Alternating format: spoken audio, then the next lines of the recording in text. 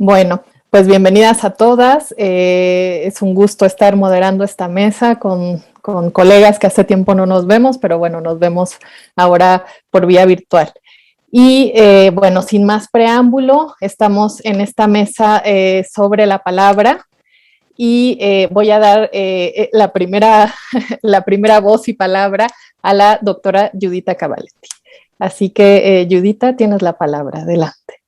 Muchas gracias. Voy a permitirme compartir pantalla. Mientras agradezco mucho la presencia de las colegas que comparten conmigo esta mesa. Agradezco al público aquí en Zoom y en YouTube, y un agradecimiento especial a los organizadores de las jornadas, en particular a la doctora Montemayor, por haberme permitido participar.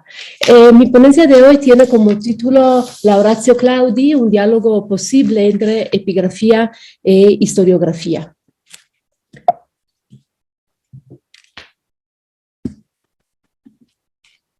El discurso de Claudio, conocido como Lauratio Claudi, nos ha llegado a través de dos fuentes.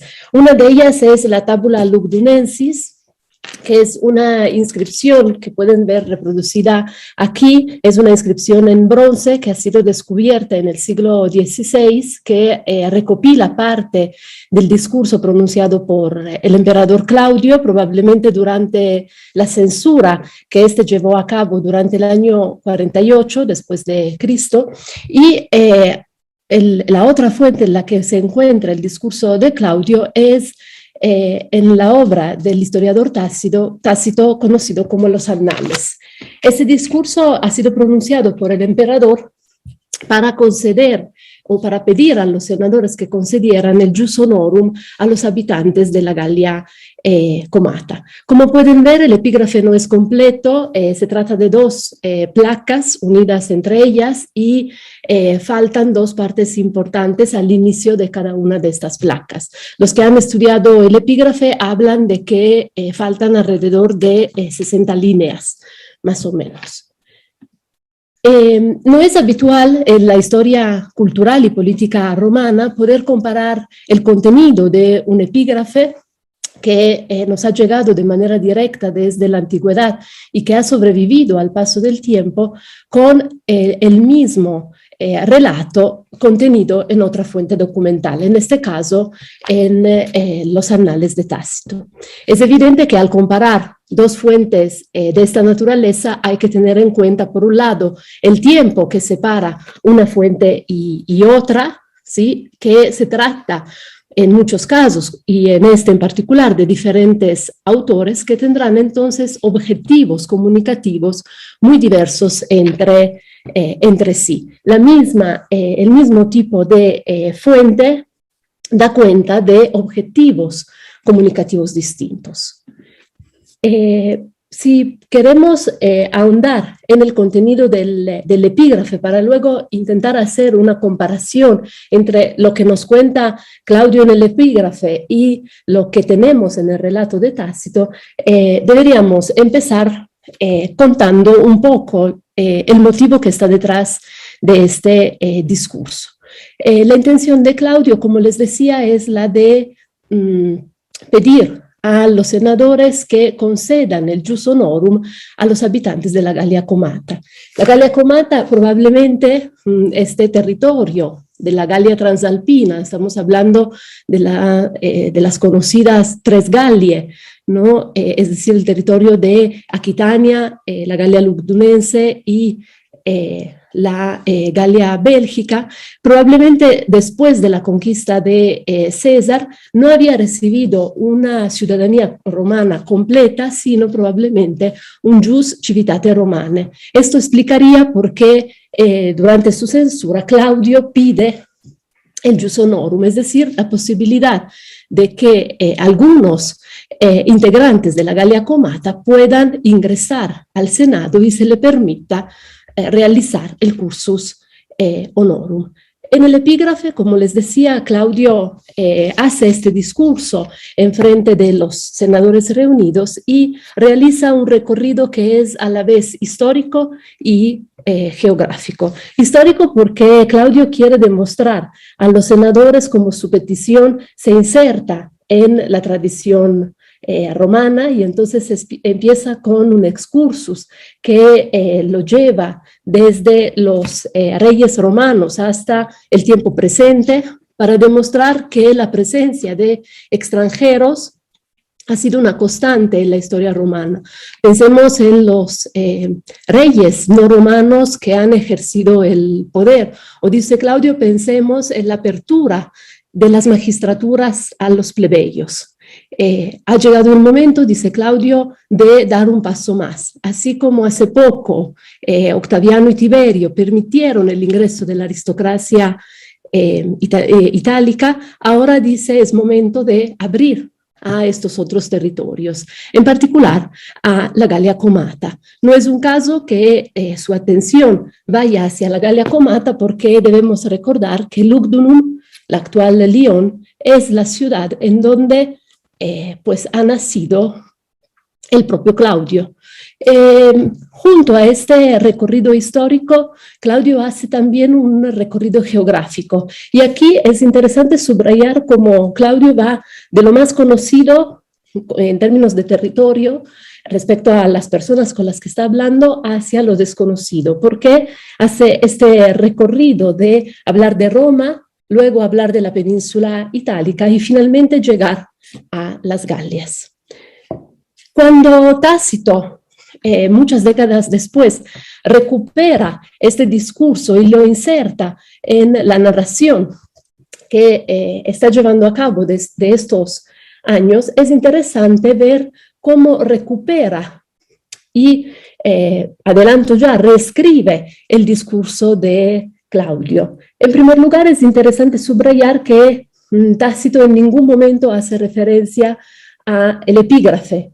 Nosotros podemos pensar que haya tenido ocasión de leerlo por los puntos de contacto que existen entre los dos textos, pero el día de hoy, en el tiempo que tengo a disposición, me gustaría por lo menos esbozar, junto con estos puntos de contacto, también las omisiones y los añadidos que encontramos en el texto de Tácito respecto del texto de la inscripción.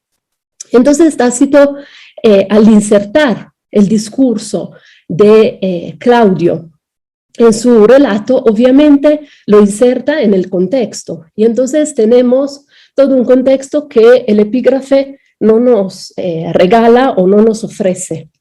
En particular, quiero destacar que en el libro 11, capítulo 23, que es el 23, el capítulo anterior al momento en el cual Tácito reportará el discurso de Claudio, Tácito nos narra un encuentro privado entre algunos senadores y el propio emperador, durante el cual algunos patres le presentan sus objeciones al propio emperador respecto de entregar este jus honorum. Y entonces el discurso de Claudio vendría a ser una respuesta a estas posibles objeciones, ¿sí? En particular son dos las objeciones fuertes que ponen sobre la mesa los senadores. Por un lado, que Italia no necesita senadores de otras regiones porque bien puede, digamos, abastecer o proveer a los senadores que son necesarios, y menos habría que elegir, dicen los senadores, entre aquellos que representan a los enemigos por antonomasia. Ahora bien, vamos al núcleo de la ponencia, puntos de contacto entre los dos textos para luego hablar de las omisiones y finalmente de los añadidos. Algo interesante que hay que destacar cuando uno lee los dos textos es que tanto Claudio como Tácito hacen de la integración de los pueblos extranjeros el punto de fuerza y de crecimiento de Roma. Y así también el cambio que Roma ha registrado en las instituciones, con la referencia a la apertura de las instituciones a los plebeyos, ¿sí? Y luego la posibilidad para los habitantes de las provincias de ejercer determinados poderes, dicen los dos autores, es una señal de la capacidad de Roma de adaptarse a los desafíos que se van presentando. Otro punto de contacto es seguramente la lealtad que los galos han demostrado hacia los romanos desde la conquista de su territorio por parte de César. Y eso es bien interesante porque es la manera en la cual en los dos discursos se responde a esta, digamos, a esta acusación de que los galos serían los eternos enemigos. Se hace hincapié aquí en que los galos han tenido ocasión de tomar las armas en contra de Roma en los 100 años que separan la conquista de César a la censura de Claudio y no lo han hecho. Y finalmente, otro punto de contacto seguramente es el utilizo de Tito Livio como modelo a seguir, tanto en la reconstrucción de los aspectos de la historia antigua como en la forma de organizar el texto desde el punto de vista estilístico. Ahora bien, respecto de las omisiones, 3 son los puntos que quisiera destacar y que me parece son interesantes. En primer lugar, Tácito decide eliminar del discurso de Claudio toda referencia específica tanto al emperador Claudio como al tiempo presente. Y aquí tal vez podríamos pensar que este acto responde a la voluntad de Tácito de que el discurso valga más allá de la contingencia, es decir, Tácito quiere insertar el discurso de Claudio en un panorama más amplio, lo quiere utilizar para profundizar en la capacidad de Roma de abrirse y de qué manera hacia las poblaciones no romanas. Otra omisión importante es que Tácito, y por esto hablo de una reescritura, porque Tácito va eliminando del discurso todos aquellos elementos que siente que no funcionan bien para el objetivo que él quiere alcanzar. En particular, quita o elimina del discurso toda la referencia a la ambigua relación entre Roma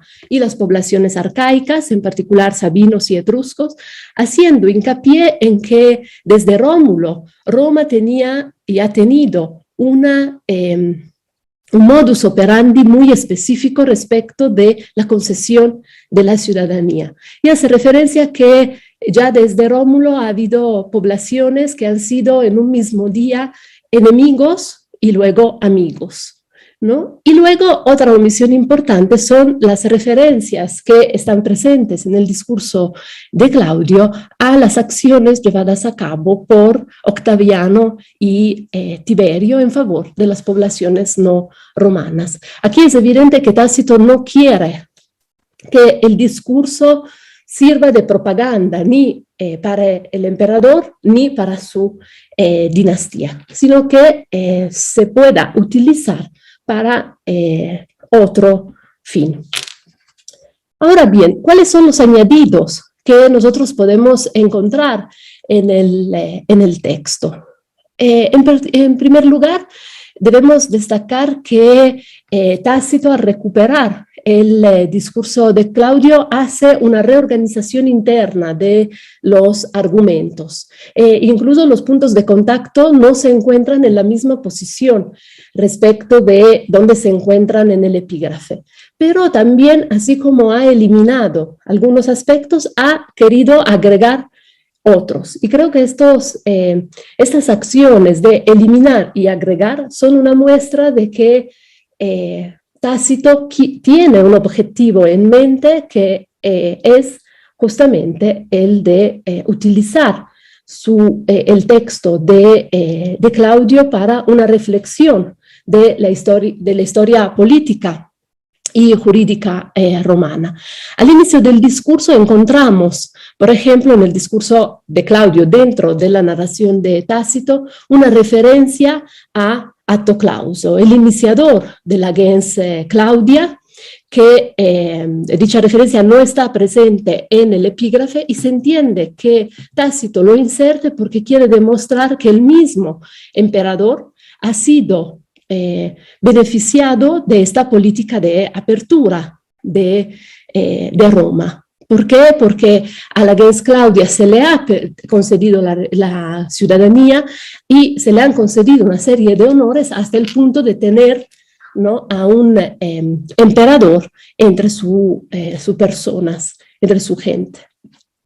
El otro añadido interesante es la referencia que se hace a Lucio Cornelio Balbo y su nieto Balbo Menor, que son dos personajes de Cádiz, España, y aquí es interesante la recuperación que Tácito hace de la oración de Cicerón respecto a la concesión de la ciudadanía a estos personajes. Esta concesión se la hizo Pompeyo en agradecimiento a las acciones llevadas a cabo en el ejercicio de las funciones del ejército, y Cicerón en su oración hace hincapié en que la concesión de la ciudadanía es un modus operandi romano bastante frecuente.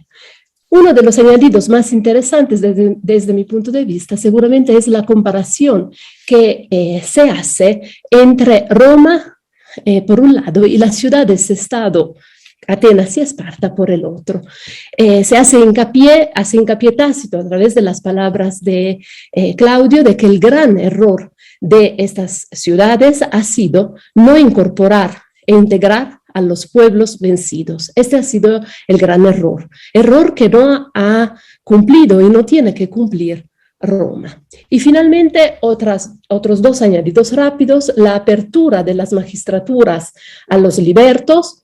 Esto no está presente en el epígrafe y se entiende porque Claudio ha tenido durante su principado el problema una y otra vez de que lo hayan acusado de favorecer demasiado a los libertos, y entonces no quiere que en el epígrafe, que está pensado para la eternidad, quede huella de esta concesión a los libertos. Sin embargo, Tácito sí lo hace, y luego una referencia a la conveniencia que supondría para el erario romano contar con la riqueza de la Galia Comata. Llegamos entonces a algunas breves conclusiones. Creo que ha quedado claro en este breve recorrido o esta breve comparación entre los dos textos que en la reescritura de este suceso elaborada por Tácito se hace evidente para el lector la contraposición ideológica entre los senadores y el propio emperador. Contraposición que nosotros no tenemos si leemos simplemente el epígrafe. Cuando hablo de los senadores que están en contra de la política de Claudio, no hablo de todos los senadores en su conjunto, sino de un grupo dentro del Senado que son aquellos que representan a la nobilitas romano-latina, que más miedo tiene de esta apertura hacia los otros integrantes del Imperio Romano. El historiador romano contrapone entonces la visión corta y parcial de los senadores con una visión del emperador que se nos muestra mucho más amplia, que es capaz de abarcar toda la historia romana, haciendo hincapié en que todo aquello que consideramos tradición en algún momento, en un momento inicial, ha sido una res nova, ¿no? Y esta misma decisión imperial, que parece ahora en el año 48 novedosa, en poco tiempo será parte de la tradición. Si pensamos en el momento en el cual Tácito está escribiendo estas palabras, entendemos que ya para Tácito las acciones de Claudio son parte de la tradición. Y tenemos que recordar también que Tácito, cuando escribe bajo dos emperadores, Trajano y luego sobre todo Adriano, que son provinciales y que están actuando una apertura importante hacia Oriente. Y entonces parece que a través de este discurso insertado en sus anales, Tácito quiera recordar a los emperadores de que tengan cuidado a la hora de conceder la ciudadanía y el ingreso al Senado a otras poblaciones, diciendo o recordando que la apertura ha funcionado solo cuando se han concedido honores a aquellos que ya eran romanizados, ¿sí? Entonces, para concluir, Tácito inserta el discurso de Claudio en la historia política y jurídica romana y nos permite entender más a fondo las motivaciones y las implicaciones de la petición imperial. Es por ello que considero que es sumamente significativo y fructífero el diálogo que se puede entablar entre dos fuentes, la epigráfica y la histórica. Muchas gracias por su atención. Muchas gracias, doctora Judita Cavalletti. Les recuerdo a las demás panelistas que tenemos 15 minutos y no se cierra la sesión, entonces voy a levantar la mano para avisar que el tiempo pues se acabó, para que lo tomen en cuenta. Muchas gracias, doctora Judita, por esta importante presentación e interesante presentación, y doy paso sin más preámbulo a las doctoras María Fernanda y a la doctora María Isabel Fernández, que nos presentarán también un recorrido sobre lingüística. Así que les doy la palabra. Adelante.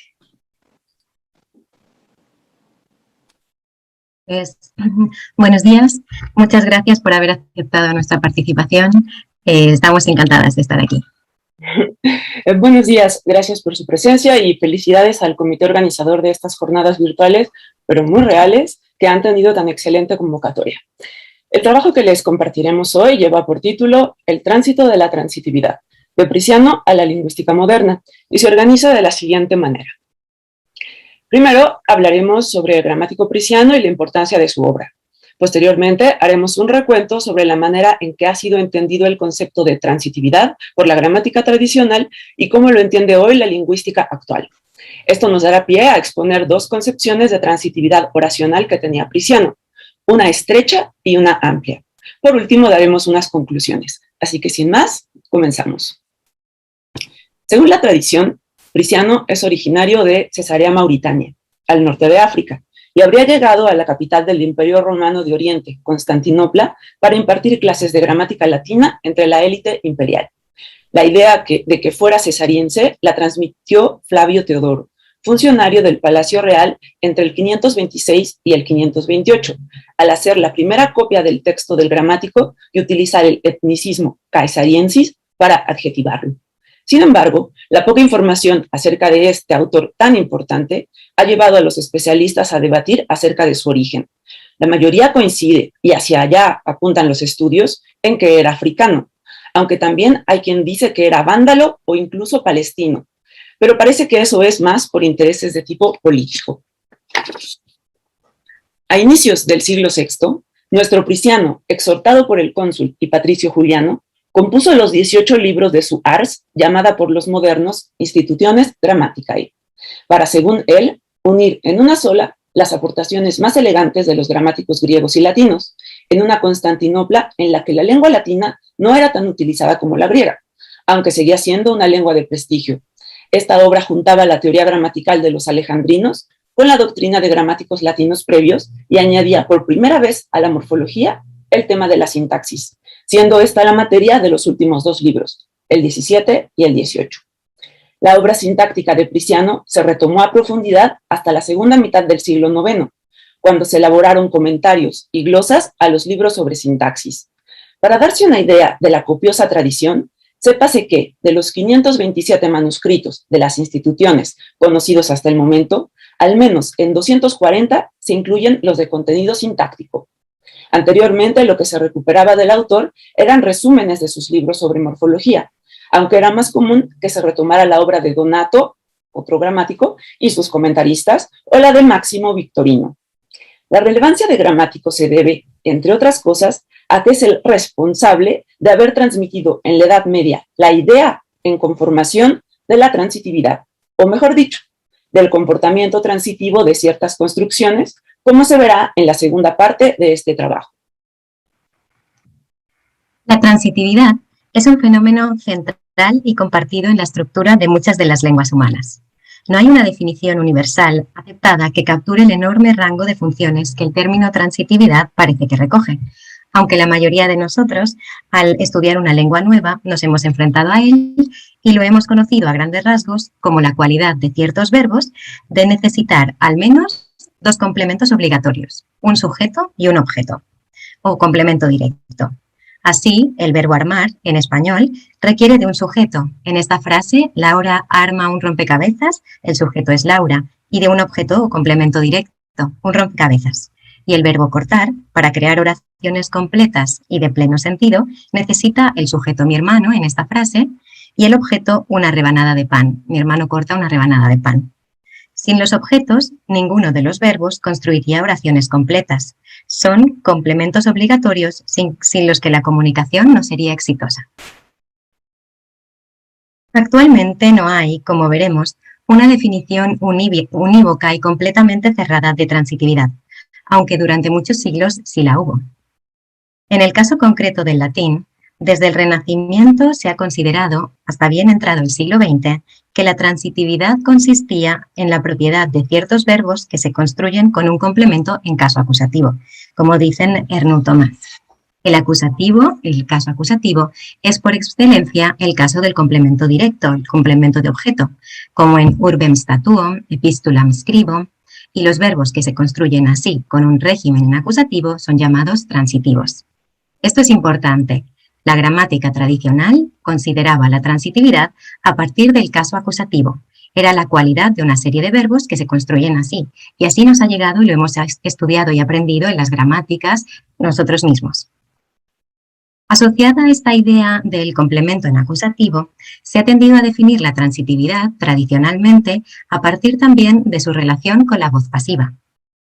De forma que se entiende que los verbos transitivos son aquellos que pueden formar voz pasiva frente a los que no son transitivos, que no pueden formarla. Para seguir con los ejemplos que les daba anteriormente, podríamos decir un rompecabezas es armado por Laura o una rebanada de pan es cortada por mi hermano. Estas dos frases son posibles porque ambas cuentan con verbos transitivos. Si fueran intransitivos, la gramática tradicional nos dice que no podrían formar pasiva. Sin embargo, desde mediados del siglo pasado han proliferado los estudios acerca de la transitividad desde una perspectiva translingüística y con una mayor profundidad, precisamente desde que la lingüística se ha empezado a desarrollar como una disciplina científica, a eso de mitad del siglo pasado. A partir de este momento, y especialmente después del trabajo de los estadounidenses Hopper y Thompson en 1980, se empezó a ver este fenómeno de la lengua como una realidad gradual, que tenía que ver no tanto con los verbos en sí mismos, no con que un verbo fuese catalogado como transitivo o intransitivo, sino con las oraciones en su conjunto, y que se definía por una serie de rasgos de carácter semántico más o menos prototípicos, los más importantes de los cuales son la presencia de un agente, es decir, una entidad humana que de forma voluntaria e intencionada controla una acción que tiene que ser dinámica para que el verbo sea más transitivo y que se dirija a un paciente, a un elemento que está afectado directamente.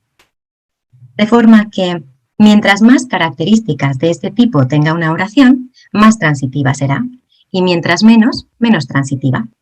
Así, una frase como Maricela muerde un mango maduro es altamente transitiva, porque tiene un sujeto humano, un sujeto que controla y que voluntariamente lleva a cabo la acción. La acción en este caso es morder, una acción dinámica, que afecta de forma muy evidente al complemento, al paciente, al mango maduro, pues al morderlo lo está modificando sustancialmente, está cambiando su forma. En el caso del latín, las nuevas perspectivas respecto de la transitividad no la restringen a la aparición de un complemento en caso acusativo, como pasaba con los puntos de vista más tradicionales, sino que contemplan objetos directos en otros casos, como el dativo, como favere, curare o nocere, como aquí vemos en este primer ejemplo. Algunos verbos tienen en latín su segundo argumento no en acusativo, sino en dativo. Y esto es de una sintaxis que acaba de salir hace apenas unos meses, así que es completamente moderno esta visión. O en caso ablativo, verbos como uti, frugi o frungi, aquí mismo, ¿no? En esta misma sintaxis, la última sintaxis latina que ha salido. Se constata también la alternancia del acusativo con el ablativo. Si bien es cierto que los últimos estudios también nos dicen que el latín clásico, el acusativo, es la marca de casi el 90% de los complementos de los verbos. Es decir, es el caso prototípico del complemento directo. Sin embargo, no es el único, ¿no? No es el único en la visión actual. Por último, también la relación entre voz pasiva y transitividad se entiende desde la lingüística actual como un hecho escalar, pues no todas las oraciones transitivas se pueden convertir en pasiva, como sucede con los verbos deponentes, por ejemplo, muchos de los cuales son transitivos, pero no documentan un correlato pasivo, o las oraciones que se forman con el verbo doleo o con el verbo odi. Ninguno de los dos puede generar pasiva.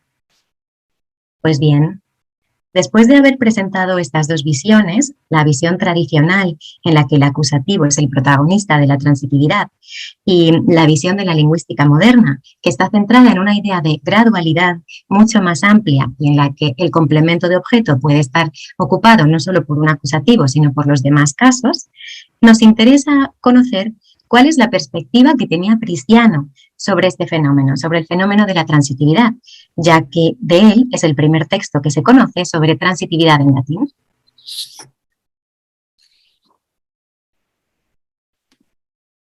La transitividad es un término en formación para Prisciano. En su obra, este término todavía no se ha especializado para hablar de una transitividad verbal en exclusiva, como la conocemos hoy en día, sino que el gramático utiliza esta palabra y sus compuestos transitio, transitiva, transire, transitive o retransitio con la idea de cambio, transición y afectación. Así, a veces la encontramos con la idea de cambio morfológico o flexión nominal, otras referida al cambio en el orden de las palabras, es decir, a un hiperbatón. También la usa para referirse al cambio de género en algunos sustantivos. Incluso la utiliza para referirse al cambio de personas en los pronombres. Y es el mismo término con el que se refiere al comportamiento oracional cuando en la oración la acción pasa de una persona a otra. La transitividad oracional es esbozada por Prisciano cuando retoma a los estoicos y la opone a la intransitividad en una gradación en la que la intransitividad sería congruente, al no requerir el verbo ningún complemento más que el sujeto que estaría en nominativo. Por otra parte, la transitividad sería menos que congruente, al requerir de un caso oblicuo. Y no se diga aquellos verbos que piden dos acusativos, pues estos representarían nada menos que incongruencia. Esto dice en el libro 18. Y se debe saber que a estas construcciones que se resuelven mediante nominativo, ciertamente los estoicos las llamaban axiómata o symbámata, esto es, méritos o congruencias, como ego Priscianus scribo, yo Prisciano escribo, Apollonius ambula, Apolonio camina, Plato philosopatur, Platón filosofa. Estos verbos, scribere, ambulare y filosofari, son intransitivos, de manera que se construyen solo con nominativo. Luego sigue Prisciano. En cambio, a aquellas en las que se hacen afectaciones de una persona a otra, y esto, nótenlo bien, es muy importante, de una persona a otra, en las cuales es necesario que se presente con el nominativo también algún caso oblicuo, los estoicos las llamaban parasymvámata, esto es, menos que congruencias, como Cícero servat patriam. Cicerón salvaguarda la patria. Aquí, aunque no hace la precisión de que el complemento debe ser un acusativo, presenta un ejemplo con el verbo servare, verbo transitivo, y patriam en caso acusativo. Finaliza diciendo, pero cuando la construcción se realiza a partir de dos casos oblicuos, la llamaban asymvama, esto es, incongruencia, como placet mihi venire a te, me gusta venir a ti, exigiendo esto ya con los mismos nombres o con los verbos. En este último ejemplo, el verbo conjugado placet no requiere un nominativo, sino un dativo, mihi, y un infinitivo, venire, mismo que tiene otro complemento, a te, preposición con un pronombre personal en acusativo, que aunque no depende de placet, parece que el de Cesarea lo está entendiendo así. Además de esta gradación, Prisciano muestra en general dos maneras de comprender la transitividad oracional, como ya veníamos adelantando, una estrecha y una amplia. A continuación, explicaremos la visión estrecha. Que el verbo pueda tener morfológicamente voz pasiva, que afecte a una persona o que pase de una persona a otra, como vimos en el ejemplo anterior, y que se construya con acusativo, son características de los verbos activos y transitivos. Así lo expresa el gramático cuando dice: entre los latinos, todos los verbos activos que forman por sí mismos pasivos y los que son transitivos a los hombres se construyen sin duda con acusativo. Por ejemplo, oro te suplico, porque tiene también su pasivo oror a te, soy suplicado por ti. Estas son ideas que Priciano explica en más de una ocasión, como cuando contrapone la manera transitiva en la que el verbo exige acusativo con la manera intransitiva en la que el verbo exige nominativo, como veremos a continuación. Añadido el verbo que indica la posesión, entonces la posesión cambia el nominativo a acusativo, pero el poseedor cambia el genitivo a nominativo, exigiendo esto la naturaleza del verbo, que intransitivamente exige un nominativo, pero transitivamente un acusativo. ¿Qué es entonces Héctor filius Priami? ¿Es Héctor hijo de Príamo? Interpretándolo, decimos que es esto: Hectorem filium Priamus possidet vel habet. Príamo posee o tiene a Héctor como hijo. Patronus Verris Hortensius es defensor de Verres Hortensio, esto es, Patronum Verres Hortensium possidet. Verres posee a Hortensio como defensor.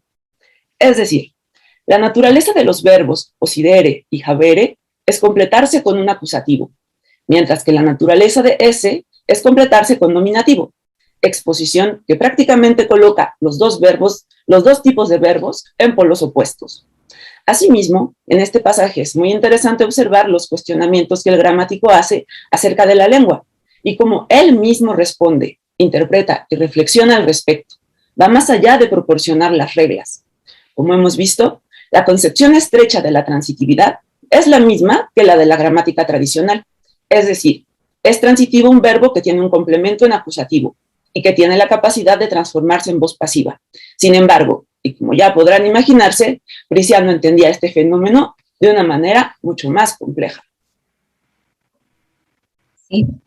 Esta visión estrecha de la transitividad, en la que se propone en exclusiva el caso acusativo para ocupar el lugar de complemento directo, contradice claramente otros apartados de estos dos libros en los que Priciano, bajo la influencia de su maestro Teoctisto, parece establecer un criterio amplio según el cual el verbo transitivo se construye no solo con acusativo, sino con cualquier caso oblicuo, como se puede observar en el siguiente ejemplo del libro 18.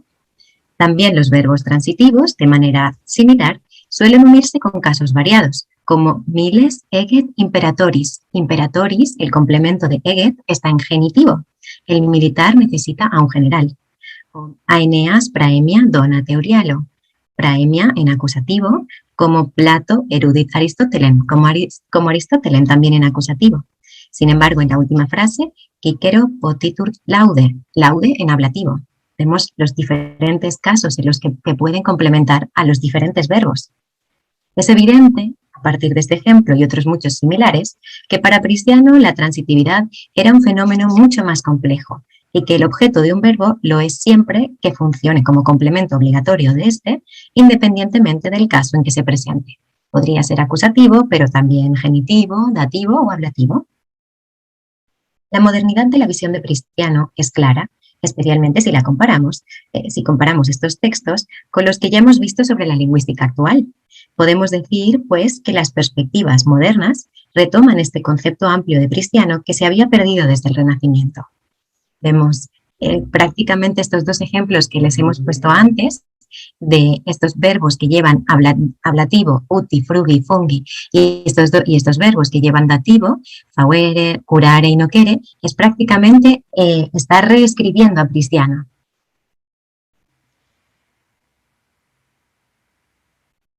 Por último, es muy interesante y también profundamente actual otro aspecto de la teoría de Priciano.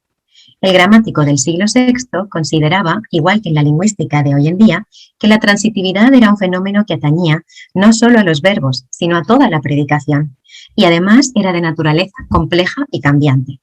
Para él, una oración transitiva podía estar compuesta por un verbo aparentemente intransitivo o deponente, siempre que se le añadiera un segundo complemento, tal como muestra el siguiente pasaje.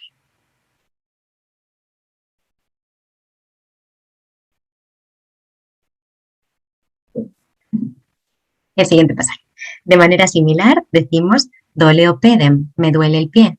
Doleo es un verbo aparentemente intransitivo, el verbo doler en latín. Sin embargo, Cristiano considera que podemos ponerle un complemento, pedem, y se convierte en una construcción transitiva. O ferveo pectus. El verbo ferveo también es un verbo aparentemente intransitivo. Sin embargo, Cristiano considera que a este verbo se le añade un acusativo o un complemento y se convierte en una construcción transitiva. Y así con el resto de verbos y los verbos deponentes que aquí aparecen.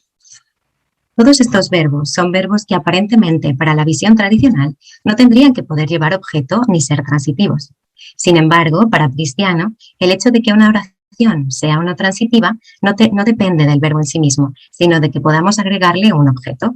Esta es, pues, una visión compleja y profundamente moderna de entender la noción de transitividad.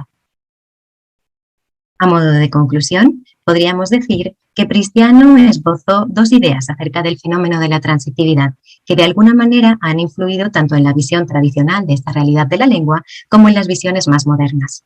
Por una parte, Cristiano propone una transitividad a la que hemos llamado transitividad estrecha, que se caracteriza por centrarse en que el verbo transitivo se completa exclusivamente con un complemento en caso acusativo y tiene la capacidad por sí mismo de aparecer en voz pasiva. Esta perspectiva es exactamente la misma que desde el Renacimiento se ha perpetuado hasta bien entrado el siglo XX.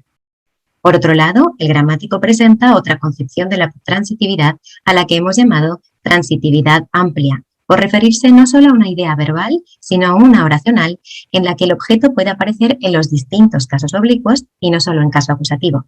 Y además es una noción compleja, pues una oración transitiva puede estar formado por verbos aparentemente intransitivos siempre que se les añada un complemento.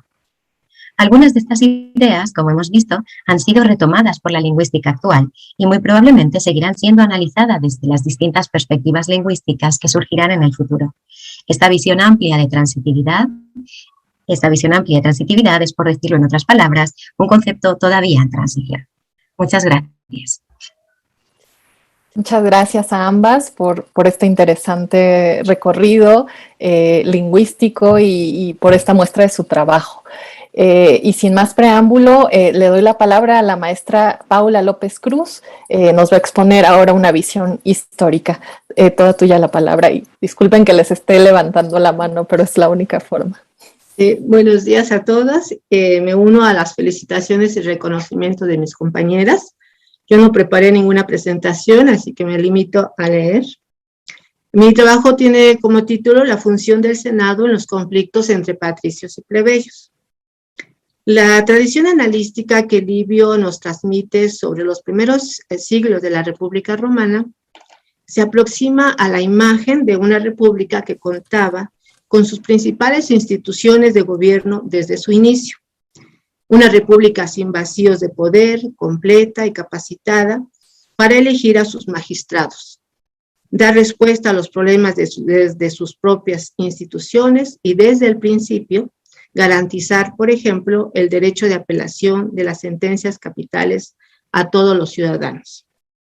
El Senado fue una de esas instituciones que existió casi desde la fundación de Roma, pues Rómulo, el primer rey de Roma, fue quien convocó a 100 patres, es decir, a 100 miembros participantes, a las gentes o grupos gentilicios, conformando así su consejo de senadores. En esta primera etapa de la historia de Roma, el Senado fue un órgano de consulta, pero con el tiempo se convirtió en una institución importante para el engranaje de Estado en la época republicana. Llegó a encargarse de las funciones políticas de alto rango, es decir, de las relaciones exteriores, de la declaración de guerra, de los tratados de paz, de la hacienda pública, del culto religioso, de la distribución de funciones entre los magistrados, etc. Como órgano permanente, representó la autoridad suprema, pero careció de imperium, es decir, del derecho o poder de mando. De ahí que sus resoluciones no tuvieran fuerza de ley. No obstante, como representante de la autoridad suprema, contó con autoridad moral y prestigio, la famosa auctoritas patrum. Aunque el Senado no contara con medios coercitivos para obligar a los cónsules a acatar sus resoluciones, difícilmente estos se atrevían a desobedecerlos. Este panorama general sobre el Senado corresponde a un régimen maduro, situación que Roma alcanzó a mediados del siglo II a.C. Antes de esa fecha aproximada, la urbe romana es un estado en formación que sin duda ya tenía una autoridad central, que usaba organizaciones, instituciones y recursos, pero que aún, cito, no sobreponía el interés de los ciudadanos al interés tradicional de las grandes familias. Fin de la cita. Circunstancia que hace pensar en el tránsito de una Roma como estado en formación a un régimen maduro. Para este trabajo me interesó averiguar cuál fue el papel del Senado durante la lucha plebeya que tuvo lugar entre los años 495 y 367, narrada en los libros 2 al 6 de la historia de Roma de Tito Livio. Mi interés se debe a que, en efecto, el Senado parece ser un órgano fundamental en la dirección de la vida política romana en los primeros siglos de la República, un órgano de consulta que velaba para el conjunto de los ciudadanos, por el interés público, por la res pública, dejando atrás los intereses gentilicios, a pesar de que sus miembros pertenecieran a esas familias gentes de la clase gobernante. El primer episodio de esta lucha comienza por el problema de la esclavitud por deudas y culmina en la primera secesión plebeya del año 494. Todas las personas que no podían pagar los intereses y la deuda en el plazo establecido acababan como esclavos en la casa de sus acreedores para que pagaran por medio de su trabajo. Livio identifica a los deudores con los plebeyos, pero cabe aclarar que estos hombres eran pequeños propietarios, campesinos, que servían como soldados en tiempos de guerra. No se trataba ni de desposeídos ni de los plebeyos más ricos que años más tarde lucharán por su acceso al consulado. Livio cuenta que muchos plebeyos que vivían como esclavos escapan y se amotinan en el foro, pidiendo a los cónsules que el Senado tratara el asunto de las deudas. Esta petición da la impresión de que el Senado no solo era un órgano consultivo cuya tarea sería proporcionar soluciones a los problemas surgidos de la vida ciudadana, sino un órgano con la facultad de tomar decisiones definitivas. En la segunda sesión del Senado que nos presenta Livio, en la que se discute el problema de las deudas, se escuchan las opiniones de 3 senadores. Publio Virginio proponía ayudar a los deudores que habían participado en la última guerra. Tito Largio opinaba que toda la plebe estaba agobiada de deudas, así que a toda debía ayudarse.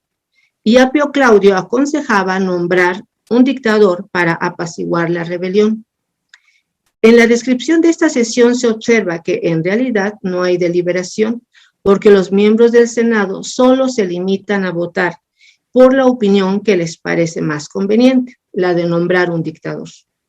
Más adelante cuenta Livio que otro dictador emite su opinión a favor de la plebe en el Senado, pero que no es aprobada. Por el hecho de que los deudores pidieran a los cónsules la intervención del Senado, da la impresión de que Livio quiere conferirle a este órgano una importancia política que parece no justificarse en el propio relato del autor, pues su actuación se limita a escuchar los diferentes pareceres de los oradores y después a votar. Aunque no hay más datos de esta sesión del Senado, puede concluirse que el Senado no tenía facultades para resolver el problema de las deudas. Al no obtener ninguna solución, los soldados plebeyos se apartan de Roma y se establecen en el Monte Sacro. En las negociaciones, los plebeyos logran que se les reconozca el nombramiento de tribunos, cuya tarea sería defender a los que se sintieran amenazados por los cónsules. En adelante, serán estos tribunos quienes dirijan las siguientes etapas de su lucha. La segunda batalla que libraron los tribunos de la plebe empezó en el año 462, cuando el tribuno Cayo Terentilio Arza da a conocer su iniciativa legislativa de nombrar una comisión que redactara las leyes sobre el poder consular. El propósito era limitar el poder judicial de los cónsules, poniendo por escrito las leyes y dándolas a conocer a todos los ciudadanos. Esta nueva etapa de la lucha plebeya culmina en el año 452, cuando los cónsules y senadores finalmente acceden a que redactara las leyes una comisión, los famosos decemviros. A pesar de que esta iniciativa de ley es de suma importancia, Livio hace pocas menciones de la participación del Senado en el debate que debió haber habido, sobre todo por el hecho de que la oposición de los patricios fue evidente, firme e incluso violenta. Solo hay referencias a que hubo deliberaciones en el Senado, pero nunca se presentan las opiniones de los participantes. Es una lástima que no haya información al respecto, sobre todo porque en 2 ocasiones hay promesas de que se examinaría la propuesta legislativa de Terentilio e informaría al pueblo. En cambio, se dedica mayor espacio a los diferentes enfrentamientos verbales y físicos entre los patricios y los tribunos de la plebe.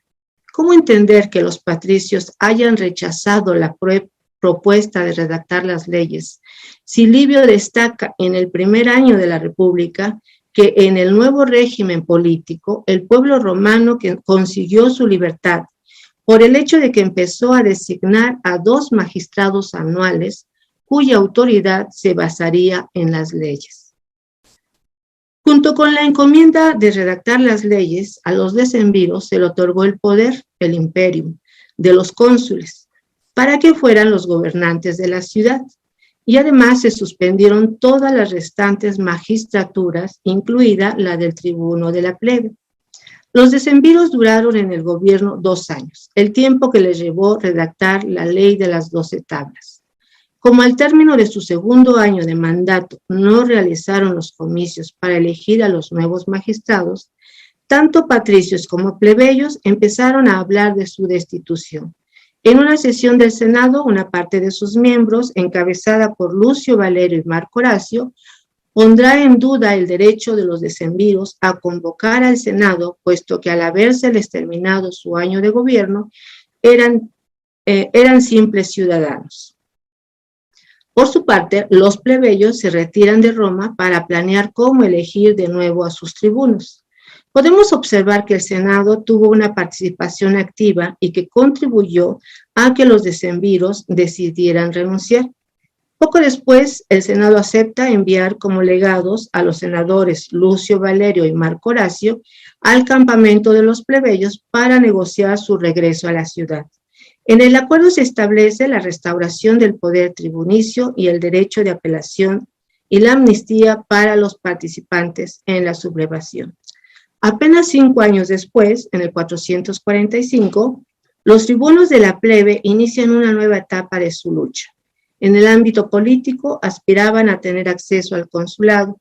Sin tanta oposición, los cónsules y los senadores deciden crear la magistratura de tribuno consular, equivalente al consulado, para satisfacer las aspiraciones de los plebeyos y al mismo tiempo mantener la exclusividad del consulado.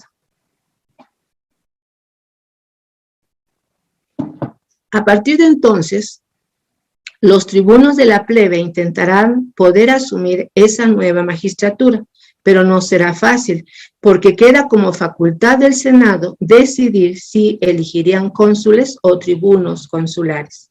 En el relato de Livio no hay ninguna explicación clara que nos lleve a comprender las razones del Senado para decidirse por una u otra elección.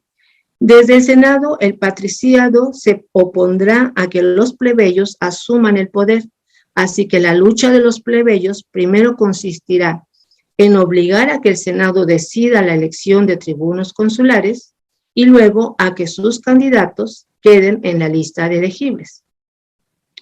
Es difícil aceptar que el Senado en estas primeras décadas de la República haya sido un órgano fuerte y sólido cuando encontramos información sobre su necesidad de recurrir en el año 431 a los tribunos de la plebe para obligar a los cónsules a acatar la resolución de nombrar dictador, o información sobre la propuesta del cónsul Quincio del año 427 para que la decisión de declarar la guerra fuera competencia de los comicios censurados, no del Senado. Quizá estos dos acontecimientos reflejen más la realidad de aquellos tiempos en los que continuamente habría cambios entre las diferentes fuerzas políticas. Más adelante, en el año 416, Livio comenta como un logro importante el que el senador Apio Claudio modificara el sentido del veto de los tribunos. Originalmente, estos usaban su veto para frenar las decisiones de los cónsules, por ejemplo, para evitar el reclutamiento. Pero en esta ocasión, Apio logra que lo usen entre los propios tribunos de la plebe. Como consecuencia de esta nueva práctica, los tribunos de la plebe anuncian en ese mismo año que solo aceptarían los proyectos de ley que contaran con la autorización previa del Senado. En este contexto, parece que el Senado, desde época muy temprana, hizo sus primeros intentos por tener un mayor control sobre las propuestas de los tribunos de la plebe. La Autoritas Patrum original fue la ratificación senatorial de la decisión de los comicios, ya se tratara de una ley o de la elección de un magistrado. Contar con la anuencia del Senado era vital para la propia ciudad, porque este órgano era el responsable de obtener la colaboración divina para todos los asuntos de la res pública. Por ello tenía la obligación de hacer cumplir las normas establecidas por los dioses, los ritos y los cultos. Mediante la Autoritas Patrum, el Senado señalaba a toda la población la anuencia no solo de ellos, sino sobre todo la de los dioses. La propuesta de los tribunos de la plebe de ese año 416 consistía en que los proponentes de una ley contaran con la autorización del Senado antes de darla a conocer en las asambleas. Se trata quizá de una anticipación de la ley Publilia Filonis sobre la autoridad de los senadores del año 339. Una norma según la cual la Autoritas que prestaba el Senado a las decisiones normativas de las asambleas populares debía ser anterior y no posterior al acuerdo comicial. Fin de la cita. A este nuevo procedimiento se conoce modernamente como Autoritas preventiva. Guarino considera que este cambio significó contar con un instrumento de control político más eficaz, pues explica, cito, para los patricios resultaba más positivo tratar de frustrar preventivamente las dificultades mediante la eliminación de raíz de las candidaturas plebeyas no gratas o a través del bloqueo de las propuestas legislativas no bien aceptadas, antes que seguir manteniendo una Autoritas Patrum a posteriori de las deliberaciones, especialmente ante el temor de las reacciones plebeyas. Fin de la cita.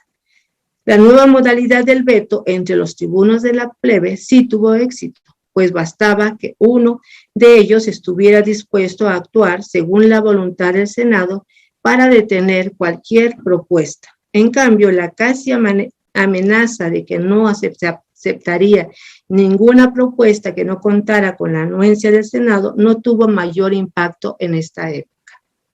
La última etapa de la lucha, después de 10 años de intentar la aprobación de sus leyes, precisamente por el veto de sus colegas, duró más de 10 años. Los tribunos de la plebe, Cayo Licinio Estolón y Sexcio, lograron su cometido finalmente en el año 367, que en términos generales se pueden reducir a 3 cuestiones. Hicieron una ley para regular las deudas, otra ley para limitar el derecho al acceso de la tierra pública y por último la igualdad de derechos políticos que tiene que ver con permitir que un plebeyo fuera nombrado cónsul y que desapareciera para siempre la figura de tribuno consular.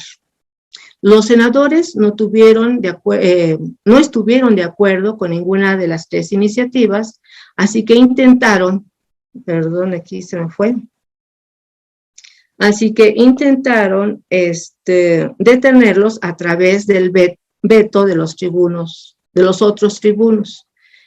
Pero no hay ningún indicio de que intentaran hacer válida la propuesta de contar con la autoritas preventiva. Para entender mejor la función del Senado, hay que tener en cuenta que desde el comienzo Roma estuvo gobernada por una oligarquía de nobles. Por tanto, difícilmente actuarían en contra de sus familias y en contra de sus propios intereses. De manera que el Senado no solo no tenía la facultad de resolver los problemas que convenía. Aunque Livio quiere mostrar que el Senado desde los albores de la República dejó de ser un órgano consultivo y pasó a ser un actor importante para la ciudad porque atendía el interés común, en el análisis de sus consejos y decisiones, observamos que siempre estuvo del lado de los intereses de los patricios. Muchas gracias. Muchas gracias, Paula, por esta también interesante. Creo que ha sido un excelente panel. Gracias a las colegas, a la doctora Judith, a la doctora María Isabel, a la doctora María Fernanda. Solo quisiera saber, doctora Marta Montemayor, si vamos a dar paso a las preguntas o, porque nos hemos pasado 2 minutos, cerramos ya la sesión. Pues yo creo que cerramos la sesión, Raquel. Okay. Bueno. Les agradecemos. Les agradecemos mucho y bueno, si tienen preguntas, por favor, si se las pueden hacer llegar a las doctoras. Si hay alguno interesado en hacer preguntas, pues claro que ellas estarán dispuestas a seguir conversando. Y pues me uno a las felicitaciones y es un gusto haber estado con ustedes también. Muchas gracias. Muchas gracias. Hasta luego. Gracias. Gracias. Gracias.